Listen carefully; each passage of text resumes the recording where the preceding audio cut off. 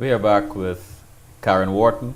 Karen, what is your deepest concern or fear for the development of students in Guyana?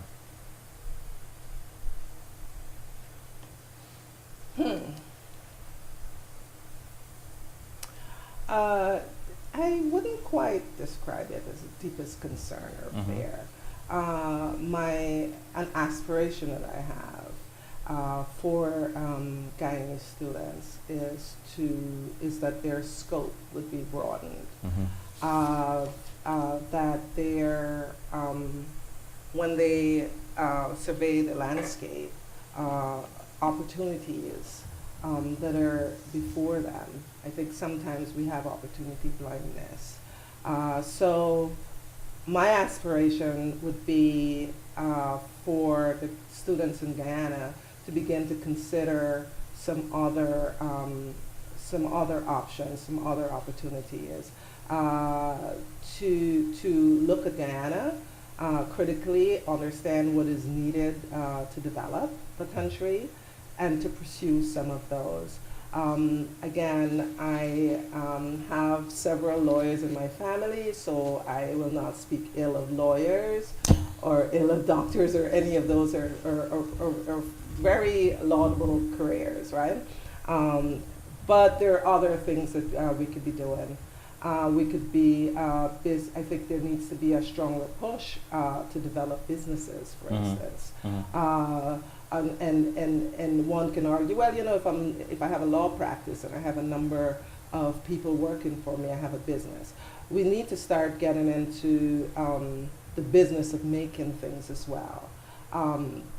So developing, so have kids start to look around to see where they can be of value in developing agriculture, in developing plants that process things. We're going to have oil. There's going to be a need for a number of ancillary services.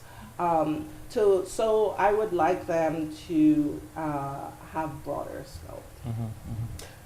Where would you like to see the QC Association, Alumni Association, in 10 years?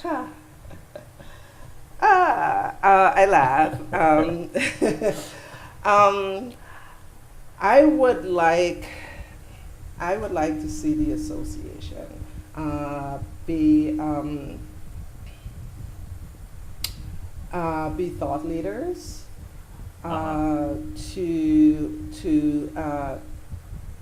to basically perhaps have its own place, to start to create more networking, deliberately create more networking opportunities for us, for alumni, to have a closer relationship with our community here in New York as well as in Guyana, and to be thriving, to basically provide consulting services pro bono, and to basically live up to our motto, faithful and useful always. I like that. In the chat room, Michelle Foster said QCA Alumni hosted a visual literacy initiative in 2 regions about 3 years ago that resulted in the publishing of a book.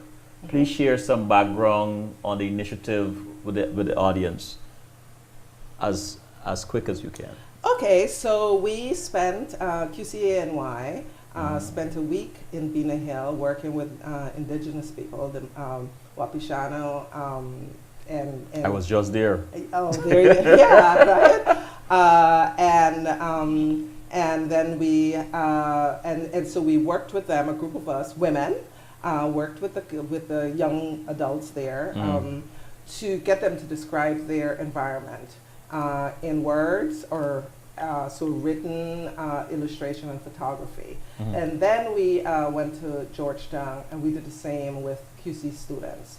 And so we took their work and compiled it into a book, which is phenomenal. And you get to read and understand what's going on in Guyana in 2 distinctly different areas, the coastal versus the hinterland, and to see this through the eyes of young people, what some of their concerns are around the environment.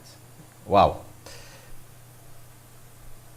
Where do you draw your inspiration? From a bunch of different places. I love James Baldwin. So once or twice a year I read.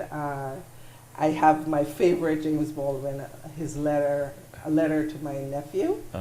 And I find that really moves me, where he talks about how we are where we are. We were born into this place, this is in the United States, where we are, and we're not expected to succeed.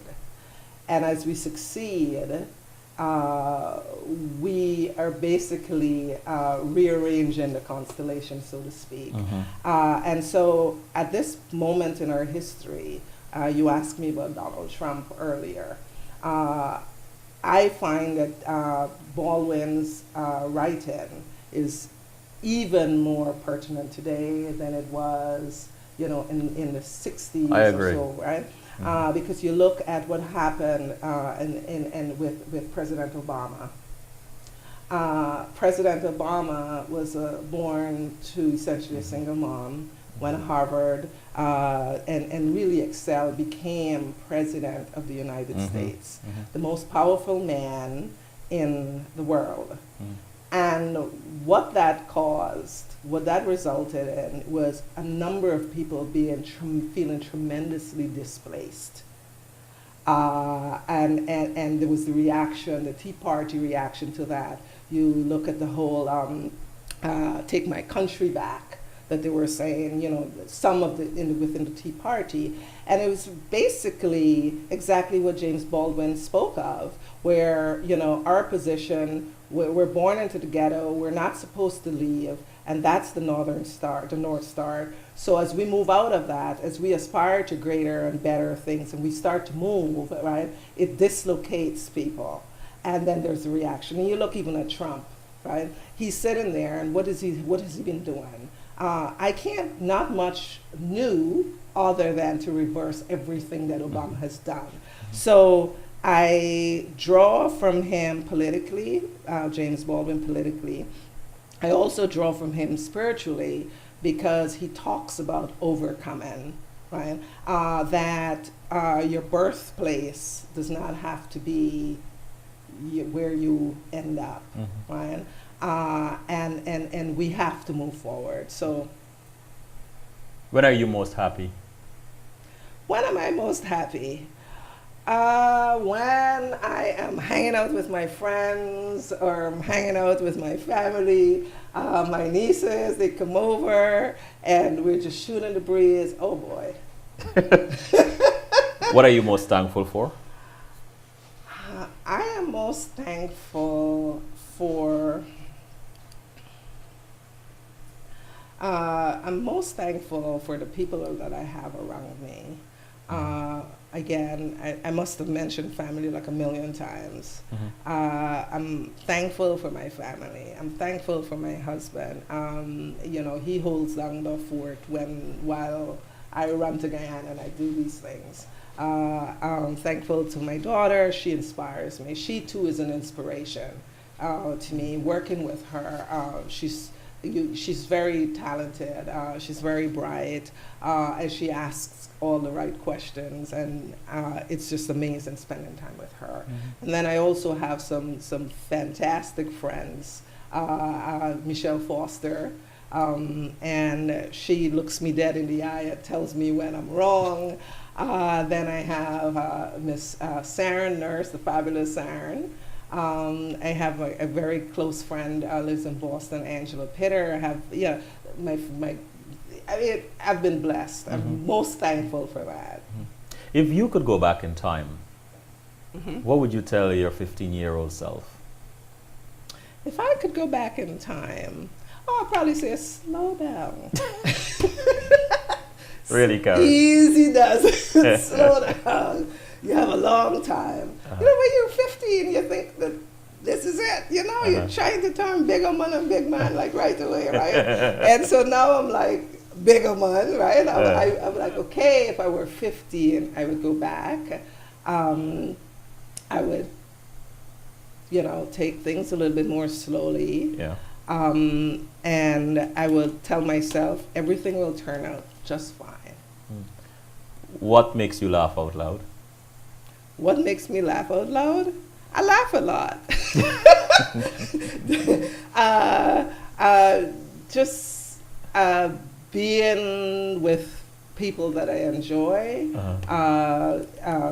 you know, just having wonderful conversations, engaging conversations. Not talking so much about myself, but you know. I know. This has been challenging for you, right? You know, I avoided you like the plague, right? I'm like, hell no, I ain't talking. But Karen, look, it's about time. You know, what people don't know is for years you've spent time coming up with some of these ideas and these plans, and you know, you share them with me, and every now and then, you know, we kind of like push each other, and so I have to say this, I'm really proud of you and where you are sitting, you know, and to see that some of these ideas you're putting into effect, because it's not easy to sort of change the status quo, shift the paradigm, and to get these things out there. So I'm really grateful. I'm proud. Thank you. The association, I must say, has taken a step in the right direction. Electing you second time, so I'm expecting great things coming out of that association. Thank you, and you know, we've been talking, and so I'm tremendously proud of what you've done as well. Thank you. We've got, you know, we've been talking about stuff for years. Yeah. And I thank you for encouraging me. Yeah, where I spoke earlier about people who actually do push me when I'm a little hesitant, and I have to say that you've been one, so thank you. You're welcome. And the best is yet to come. The best is yet to come. Karen, thank you. Thank you. Years of HIV work in Guyana, with song, dance, and drama. At the National Cultural Center, December 1. Candlelighting 19 hours, showtime 20 hours. Keep the promise, and don't give in. Keep on fighting the temptation, be faithful, you will. Artists in Direct Support presents The Flame and the Ribbon 2017. Join us as we celebrate our silver anniversary, 25 years of HIV work in Guyana, with song, dance.